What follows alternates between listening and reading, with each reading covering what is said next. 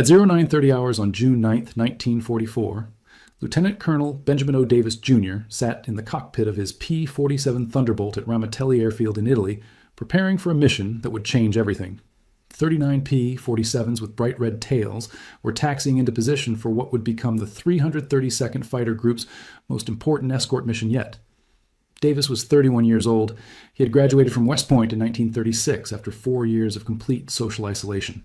No white cadet had spoken to him except when officially required. He had eaten every meal alone. He had no roommate. The academy had tried to break him through silence. He refused to break. Now he commanded the only all-black fighter group in the United States Army Air Forces. The mission briefing that morning had been clear. Escort B, 24 Liberators, of the 5th Bombardment Wing to Munich, Germany. Protect them from German fighters. Bring them home. The 15th Air Force had been losing bombers at a devastating rate. On average, 46 bombers under fighter escort were being shot down by enemy aircraft on missions like this one, 46. Every heavy bomber carried a crew of 10 men.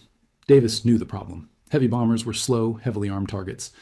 B-17 Flying Fortresses and B-24 Liberators flew in tight formations at 25,000 feet, heading deep into German territory to bomb factories, oil refineries, and rail yards.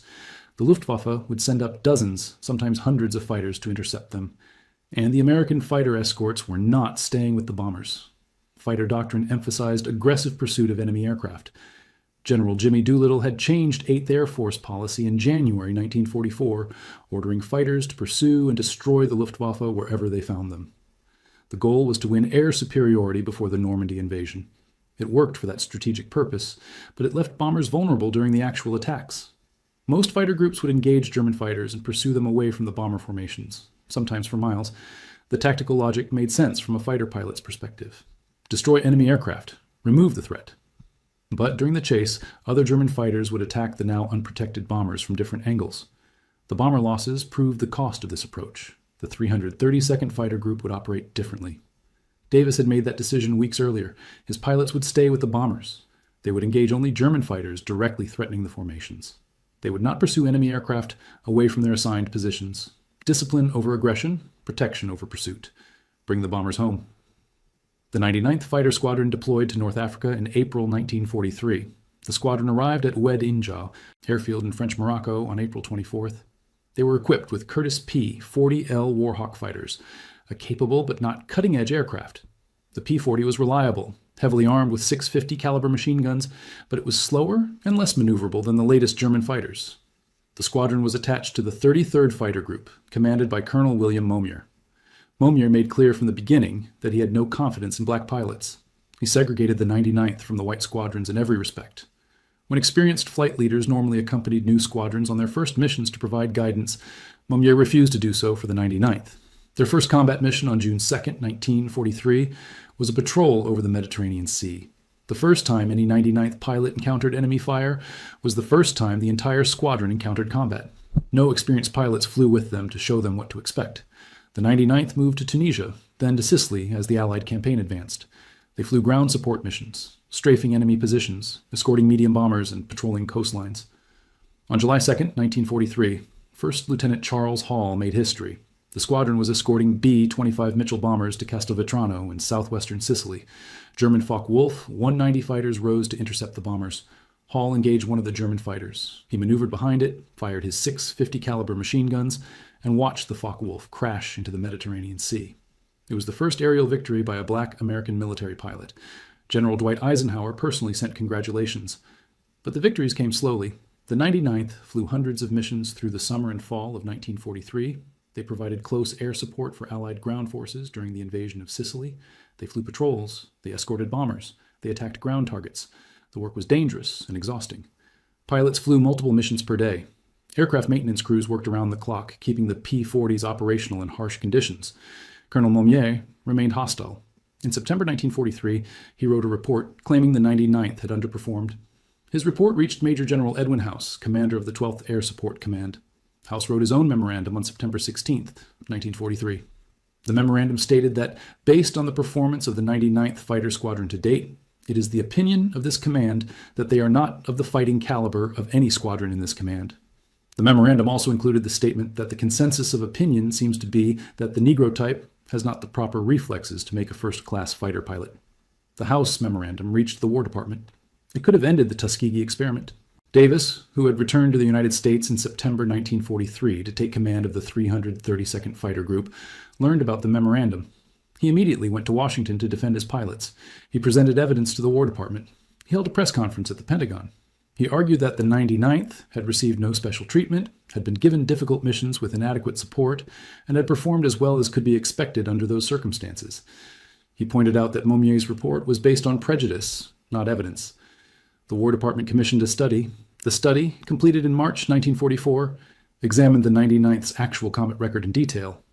It found that the squadron had performed comparably to other squadrons in the theater.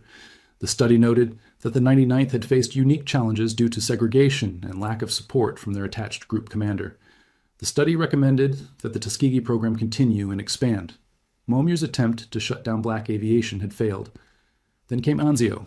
On January 27th and 28th, 1944, 15 pilots from the 99th engaged a large force of German fighters over the beachhead. Flying outdated P-40 Warhawks against superior Focke-Wulf 190s, they shot down 13 enemy aircraft in 2 days without losing a single pilot. Captain Charles Hall destroyed 2 aircraft on January 28th, earning the Distinguished Flying Cross. The report calling for the 99th's removal was quietly buried. Meanwhile, back in the United States, the Army was forming additional black fighter squadrons. The 100th Fighter Squadron activated at Tuskegee in February 1942. The 301st Fighter Squadron activated in October 1942. The 302nd Fighter Squadron activated in March 1943.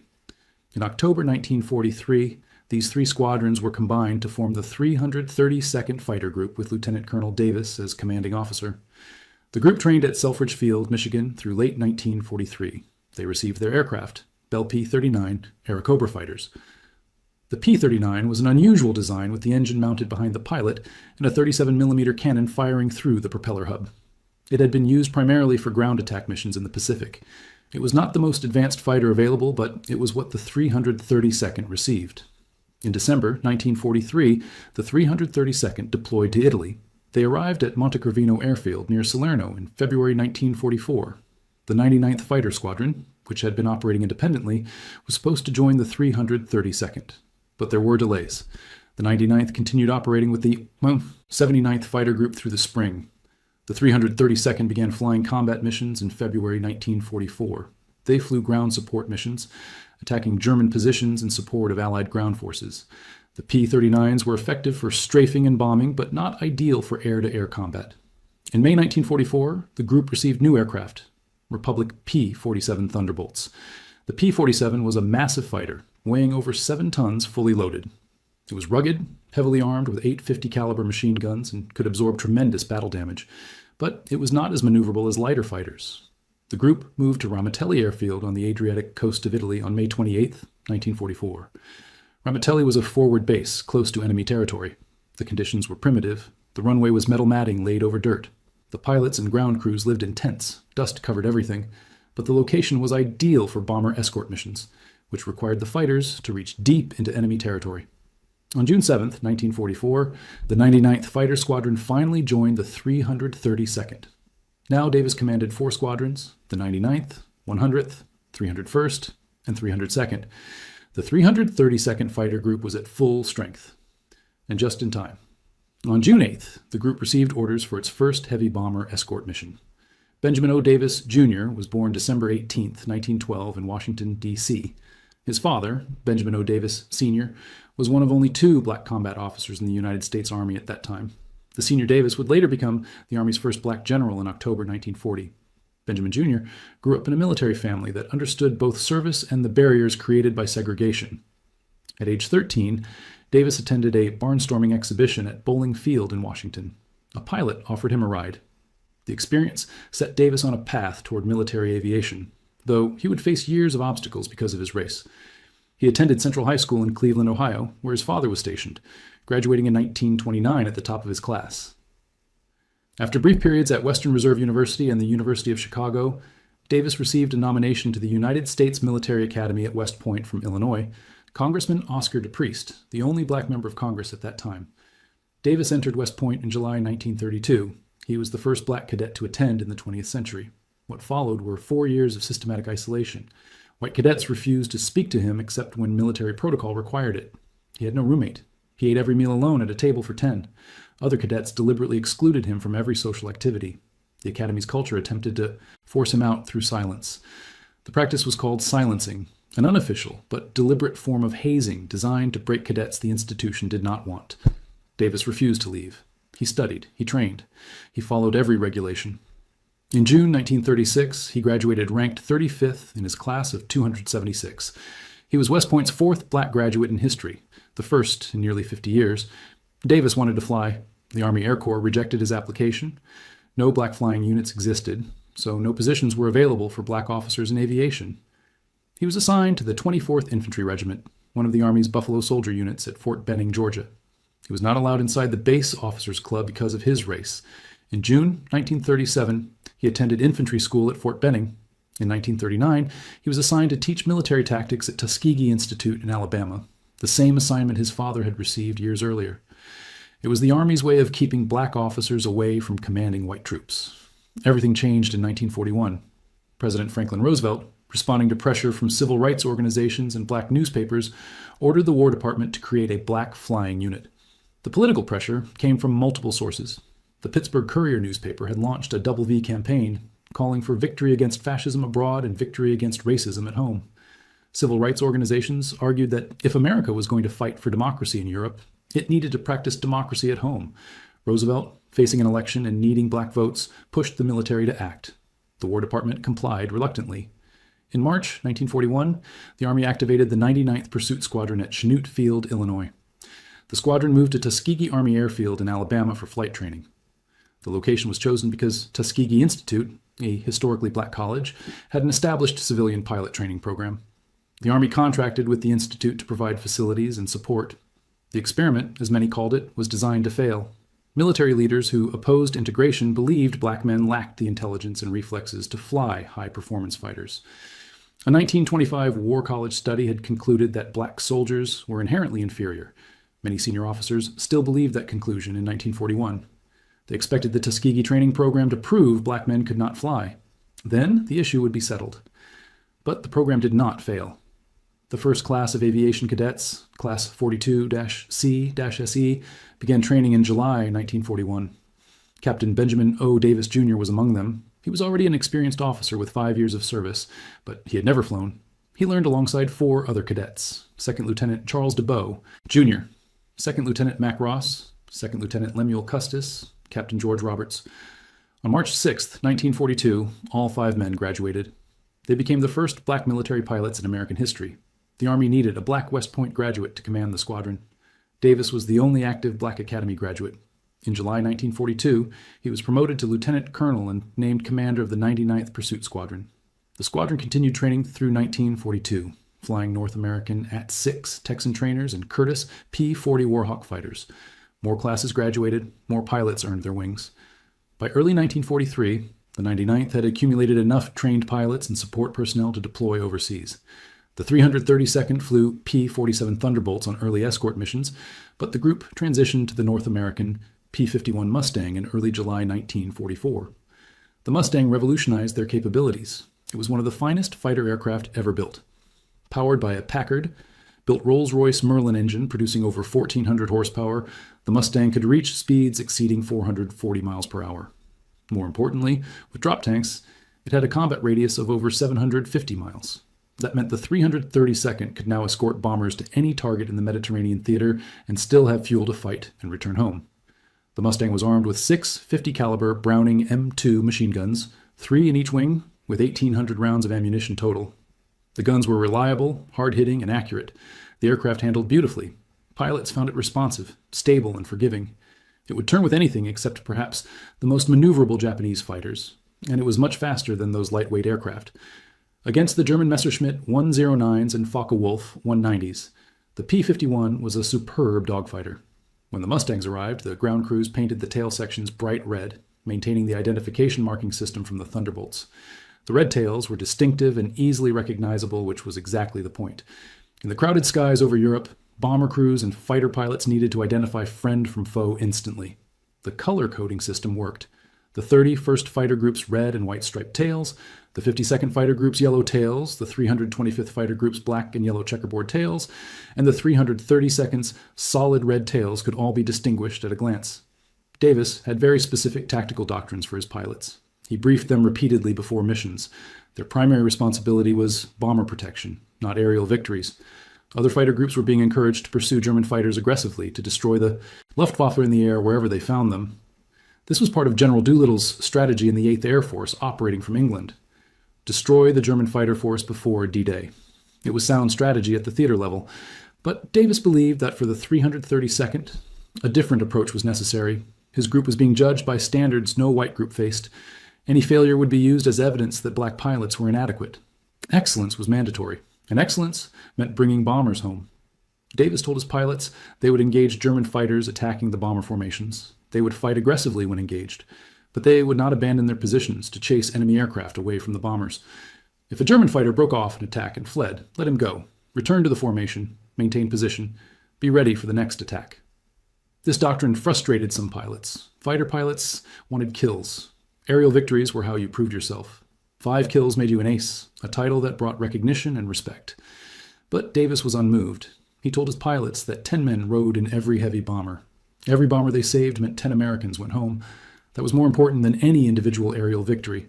The mission was bomber protection. Everything else was secondary. On June 8, 1944, the 332nd flew its first heavy bomber escort mission to Pola, Italy. 39 P-47 Thunderbolts escorted B-17s of the 5th Bombardment Wing. The mission was uneventful. No German fighters appeared. The bombers hit their target and returned safely. But the mission established operational procedures. The 332nd learned how to coordinate with bomber formations, how to position their squadrons for maximum defensive coverage, and how to communicate with bomber leaders during missions. The real test came the next day, June 9, 1944. Davis led the group on their second escort mission. The target was Munich, Germany, a heavily defended city deep in German territory.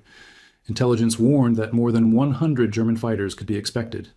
The Luftwaffe had strong forces in southern Germany and would certainly contest a daylight raid on Munich. The 332nd launched 39 P-47s from Ramatelli.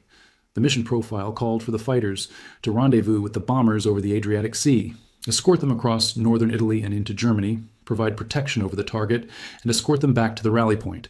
The formation assembled smoothly.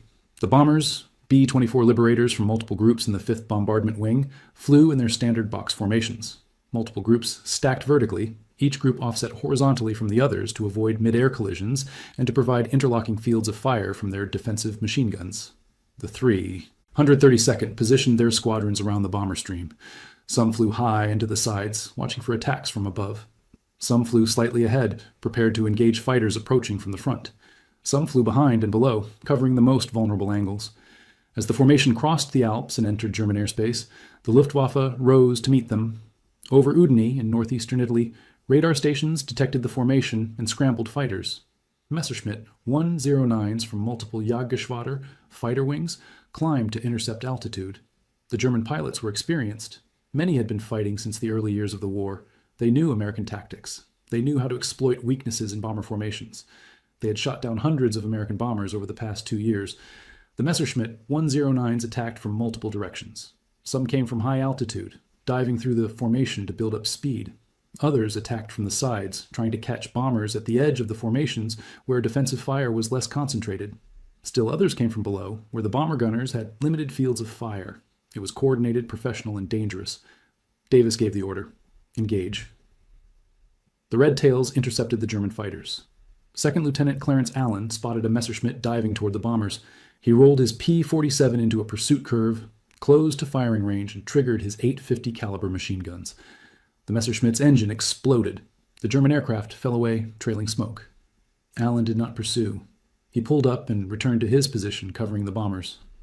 First Lieutenant Melvin Jackson engaged another Messerschmitt approaching from the side. Jackson had been one of the graduates from the early Tuskegee classes. He had combat experience from the 99th's operations in North Africa and Sicily. He knew how to lead a target, how to judge deflection angles, how to put rounds on a fast-moving aircraft. His burst caught the Messerschmitt in the fuselage. The German aircraft broke off its attack and dove away. Jackson confirmed it destroyed. First Lieutenant Wendell Pruitt, who would later become famous for attacking a German destroyer with his wingman, got the third kill. Pruitt was an aggressive, skilled pilot. He engaged a Messerschmitt head-on, a tactic that required nerve and precise shooting. Both aircraft fired at each other as they closed at a combined speed of over 600 miles per hour. Pruitt's rounds hit first. The Messerschmitt exploded. Pruitt flew through the debris cloud and immediately looked for his next target. But he also kept track of where the bombers were. He did not chase German fighters away from his assigned position. First Lieutenant Charles Bussey shot down the 4th Messerschmitt. Second Lieutenant Frederick Funderburg destroyed 2 German fighters, bringing the day's total to 5. Confirmed aerial victories. It was the 332nd Fighter Group's first kills in bomber escort operations. The pilots had proven they could fight, but Davis's tactical doctrine also showed its value. Throughout the engagement, the Red Tails maintained their positions relative to the bomber formation. When they engaged German fighters, they did so because those fighters were attacking the bombers. After scoring kills, the Red Tail pilots immediately returned to their defensive positions. They did not pursue fleeing German aircraft. They did not chase the Messerschmitts that broke off attacks and fled toward German bases. Some German fighters escaped that might have been killed if the 332nd had pursued them, but the bombers remained protected throughout the mission. 2 B-24 Liberators from the 459th Bombardment Group were shot down by German fighters that managed to get through the defensive screen. 60 men were aboard those bombers. Some may have survived and become prisoners of war. Others certainly died. But given the intensity of the German attacks and the number of enemy fighters involved, the losses were relatively light. Without fighter escort, the bomber losses would have been much higher. The June 9th mission proved the concept. Staying with the bombers worked. The Red Tails continued escort missions through the summer. On July 12, 1944, they escorted B-24s to Nimes, France. German Focke-Wulf 190s attacked from above. 3 bombers from the 461st Bombardment Group were shot down, but the Red Tails prevented heavier losses by maintaining their defensive positions. Then came July 18, 1944. The mission was to escort B-17s of the 5th Bombardment Wing to Memmingen, Germany. Intelligence estimated heavy resistance. The 332nd launched 61 P-51 Mustangs. They had just transitioned to the faster, longer-range Mustang in early July. The red tail markings transferred from the P-47s to the new aircraft. Over northern Italy and southern Germany, approximately 100 to 150 German fighters attacked the formation in waves. Messerschmitt 109s and Focke-Wulf 190s came from multiple directions and altitudes, trying to break up the bomber formations. The Red Tails engaged continuously, but the German attack was overwhelming. The air battle lasted nearly an hour. 15 bombers were shot down, 14 B-17s from the 483rd Bombardment Group, and 1 from the 301st Bombardment Group went down under the sustained German assault. The Red Tails fought hard that day. They shot down 12 German aircraft, their highest single-day total of the war. First, Lieutenant Lee Archer destroyed a Messerschmitt 109. Captain Joseph Ellsbury got another. Multiple pilots earned aerial victory credits. But the sheer number of German fighters made it impossible to prevent all losses. Without the Red Tails' discipline in staying with the formations, the bomber casualties would have been catastrophic. Word began spreading through the 15th Air Force bomber groups. The Red Tails fought differently. They stayed in position. They did not chase German fighters away from the formations. Several bomber pilots who watched the July 18th engagement from other groups noticed the tactical discipline. The Red Tails were taking a different approach to escort duty. On August 24, 1944, First Lieutenant Charles McGee, flying with the 302nd Fighter Squadron, engaged German fighters while escorting B-17s to Pardubice Airdrome in Czechoslovakia. German Focke-Wulf 190s tried to penetrate the bomber formation. McGee's element was designated to chase them off. He followed one Focke-Wulf into a dive, stayed behind the German fighter, fired a sustained burst, and watched it crash. McGee immediately climbed back to rejoin the bomber formation. He did not pursue additional targets. He returned to his assigned position protecting the bombers. The pattern was consistent across missions. The Red Tails engaged German fighters, threatening the formations, then immediately returned to position. They did not chase enemy aircraft beyond the immediate threat. This tactical discipline resulted in fewer aerial victories compared to other fighter groups, but it resulted in fewer bomber losses. By autumn 1944, the statistics were becoming clear. The 15th Air Force flew bombers and fighters from different bases with little personal interaction. Escort assignments came from headquarters on a rotation basis. Bomber crews rarely, if ever, met their fighter escorts face to face, but they could identify the different fighter groups by their distinctive tail markings. The 332nd had solid red tails. The 31st Fighter Group had red and white striped tails. The 52nd Fighter Group had yellow tails. The 325th Fighter Group had black and yellow checkerboard tails. These markings helped bomber crews and fighters identify friend from foe in large formations. Some bomber crews began calling the 332nd the Red-Tailed Angels. The nickname appeared in period sources and near-period accounts. Whether bomber crews specifically requested the Red Tails as escorts is difficult to verify from available records. One documented exception occurred on December 29, 1944, when 18 B-24 Liberators were forced by bad weather to land at Ramitelli Airfield, the Red Tails' home base. 17 bombers came from the 485th Bombardment Group, one from the 455th Bombardment Group. The bomber crews spent 5 days with the Tuskegee Airmen, sharing meals and facilities at the crowded base. The 332nd left notes in each bomber explaining that the red-tailed escorts were there to protect them on their missions. Those bomber crews from the 485th and 455th groups would have had personal knowledge of the Red Tails after that experience. Meanwhile, German intelligence reports from late summer and autumn 1944 noted changes in American escort tactics. Luftwaffe after-action reports mentioned that certain P-51 groups with distinctive markings were staying closer to bomber formations and were more difficult to draw away from their positions. The reports did not always specify which groups, but German pilots were noticing that tactics which had worked earlier in the war were becoming less effective against some American escorts. The statistics confirmed what observers were seeing.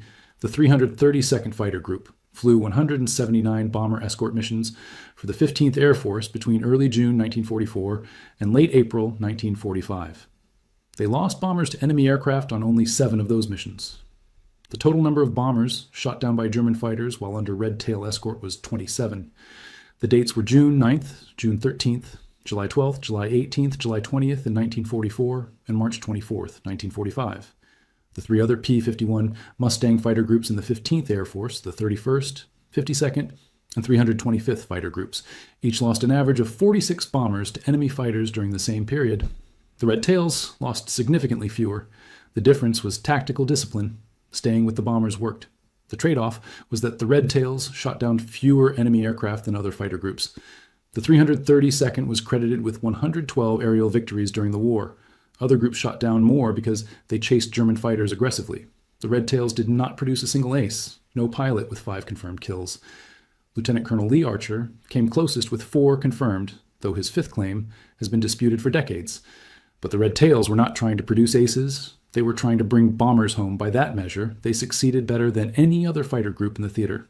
On March 24, 1945, the 15th Air Force flew its longest and most dangerous escort mission of the war.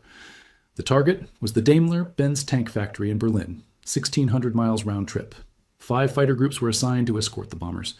The 332nd launched P-51 Mustangs from Ramitelli, led by Colonel Davis himself. Sources vary on exact numbers, with reports indicating between 43 and 59 aircraft participated. As the bomber formation approached Berlin, German fighters rose to meet them. The Luftwaffe sent everything available. Propeller-driven Focke-Wulf 190s and Messerschmitt 109s came up first. Then approximately 24 to 30 Messerschmitt 262 jet fighters attacked.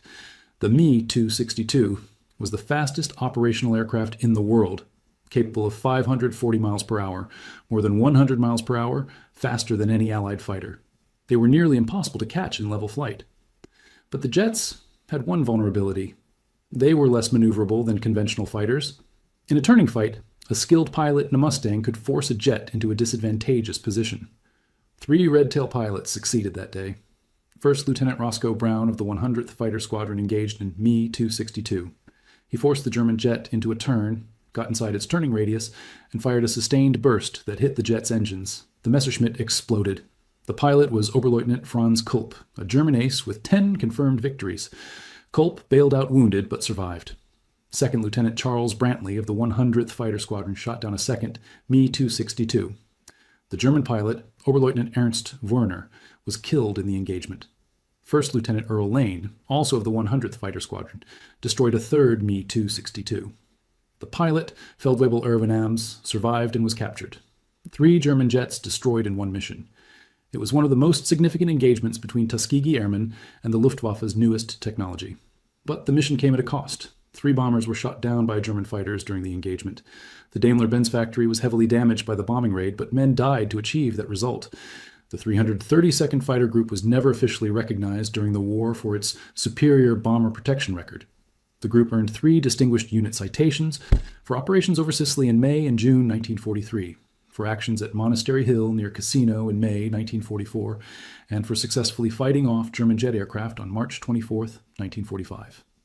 But there was no specific commendation for the bomber escort record. In March 1945, 2 publications helped create a myth that would persist for decades. On March 10, 1945, Liberty magazine published an article by Roy Ottley titled "Dark Angels of Doom," claiming the Tuskegee Airmen had not lost a bomber in more than 100 missions. 2 weeks later, on March 24, 1945, the Chicago Defender newspaper published an article stating that the 332nd had flown its 200th mission without losing a single bomber to enemy fighters. The article was based on incomplete information provided by the 15th Air Force Public Affairs Office. The claim was not accurate. 7 bombers had been shot down by German fighters under Red Tail escort on 7 different missions, but the myth took hold. For decades, the never lost a bomber claim was repeated in books, articles, films, and museum exhibits. It became part of the Tuskegee Airmen legend. Many people, including some Tuskegee Airmen themselves, came to believe it. The myth was not publicly challenged for many years. Mission reports were classified after the war. Few people had access to the primary documents. In the 1990s, Dr. Alan Grotman interviewed General Benjamin O. Davis, Jr., and specifically asked him if the never lost a bomber statement was true. Davis replied that he questioned the statement, but that it had been repeated so many times people were coming to believe it. Davis himself knew the statement was not entirely accurate because his own Distinguished Flying Cross citation from June 9, 1944, specifically noted that despite the large number of enemy fighters, the bomber formation suffered only a few losses. Not 0 losses, a few losses. It was not until 2007 that the Air Force Historical Research Agency released a comprehensive report that definitively disproved the myth. Dr. Daniel Hallman, the agency's chief historian, examined mission reports from both the 332nd Fighter Group and the bombardment groups they escorted. He reviewed missing aircrew reports that documented which aircraft were lost, when and where they went down, and how they were destroyed. He cross-referenced this data with German fighter pilot claims. In his article published in the Alabama Review in January 2011, Hallman documented exactly which bombers were lost, on which dates, while under Tuskegee Airmen escort. His research confirmed what mission records showed, that the Tuskegee Airmen had the best bomber protection record of any fighter escort group in the Mediterranean theater. Benjamin O. Davis, Jr. stayed in the military after the war. In 1948, President Harry Truman signed Executive Order 9981, desegregating the United States Armed Forces. Davis helped draft the Air Force's desegregation plan. He commanded fighter wings in Korea, flew F-86 Sabres in combat, and rose through the ranks. In 1954, he became the Air Force's first black brigadier general. In 1959, he became the first black major general. In 1965, the first black lieutenant general. He retired in 1970 after 33 years of service. On December 9, 1998, President Bill Clinton promoted Davis to 4-star general, the first black officer to receive that rank in retirement. Davis died on July 4, 2002, at age 89. He was buried at Arlington National Cemetery, Section 2, near his father. Charles McGee, who shot down that Focke-Wulf 190 in August 1944, stayed in the Air Force. He flew missions in Korea and Vietnam. Total combat missions flown, 409 across 3 wars. He became one of the most decorated pilots in American history. McGee died on January 16, 2022, at age 102. In his later years, he traveled constantly, speaking at schools, air shows, military bases, telling the story of the Tuskegee Airmen to new generations. He always emphasized the same lesson Davis had taught them: discipline over glory, duty over personal achievement, bring the people you are protecting home safely. Roscoe Brown, who shot down that Me-262 over Berlin, earned a Distinguished Flying Cross for that mission. After the war, he earned a doctorate in education, became president of Bronx Community College in New York, and spent decades advocating for educational opportunity. He died in July 2016 at age 94. In his later years, he gave hundreds of interviews about his experiences. He always said the most important thing about the Tuskegee Airmen was not that they were black pilots. The most important thing was that they did their job better than anyone else. Lee Archer, whose 5th aerial victory was disputed and never officially confirmed, stayed in the Air Force until 1970. He later worked in corporate America, became a venture capitalist, and helped create opportunities for black businesses. He remained active with Tuskegee Airmen Incorporated, the veterans organization, until his death in January 2010 at age 90. Archer always maintained he shot down 5 enemy aircraft, making him the only black ace of World War II. The Air Force never officially confirmed the 5th kill. But whether he had 4 or 5 did not change what mattered. He had stayed with the bombers. He had brought them home. In 2015, the United States Military Academy at West Point announced that a new cadet barracks would be named Davis Barracks in honor of Benjamin O. Davis, Jr. The academy that had silenced him for 4 years as a cadet now honored him with one of its largest buildings. In 2019, the United States Air Force Academy named its airfield Davis Airfield in his honor. These recognitions came long after his death, but they represented institutional acknowledgement of his achievements and his role in transforming American military culture. The Tuskegee Airmen story is often told as a story about race. It is that. But it is also a story about mission focus, tactical discipline, and choosing collective success over individual recognition. The Red Tails faced a choice that many organizations face: pursue metrics that benefit individuals or pursue metrics that benefit the mission. They chose the mission. They stayed with the bombers when other groups chased kills. They protected formations when other groups pursued glory. They brought people home. That choice cost them aerial victories. It cost them aces. It cost them the kind of recognition fighter pilots traditionally sought. But it gave them something more valuable. It gave them the best bomber escort record in the theater. It gave them the trust of the men they protected. And it gave them evidence, undeniable and quantifiable, that they could perform at the highest level despite a system designed to prevent them from doing so. The distinctive red tails became more than identification markings. They became a symbol of reliability, discipline, and protection. For bomber crews flying through flak and fighters over Germany and Austria and Romania, seeing red tails meant someone was watching over them, someone who would not abandon them, someone who would stay in position no matter what. That promise, that commitment to protecting others even at personal cost, is what the red tails represented. Not perfection, not a myth, but something real and measurable and worthy of remembering. This is what excellence looks like in practice. Not flashy individual heroics, but disciplined commitment to mission success. Not seeking recognition, but earning trust through consistent performance. Not perfect, but demonstrably better by the metrics that actually mattered. The Tuskegee Airmen proved that excellence under pressure can overcome institutional barriers and change history. They did it by staying focused on their mission while others chased glory. They did it by protecting bombers when the easier choice would have been to pursue enemy fighters. They did it by being better at the job than anyone else, even when the system tried to prevent them from doing the job at all. That is the legacy worth preserving. Not a myth about never losing bombers, but the truth about a group of pilots who lost fewer bombers than anyone else because they chose mission success over personal glory. That truth is more powerful than any myth, and that lesson about priorities, discipline, and mission focus remains relevant far beyond the specific circumstances of World War II fighter operations. It is a lesson about what it takes to achieve excellence when excellence is your only path to proving you deserve the opportunity to serve. If you found this story compelling, please take a moment to like this video. It helps us share more stories from the Second World War. Subscribe to stay connected with these histories. Each one matters. Each one deserves to be remembered. And we would love to hear from you. Leave a comment below telling us where you are watching from. Our community spans from Texas to Tasmania. From veterans to history enthusiasts, you are part of something special here. Thank you for watching, and thank you for keeping these stories alive.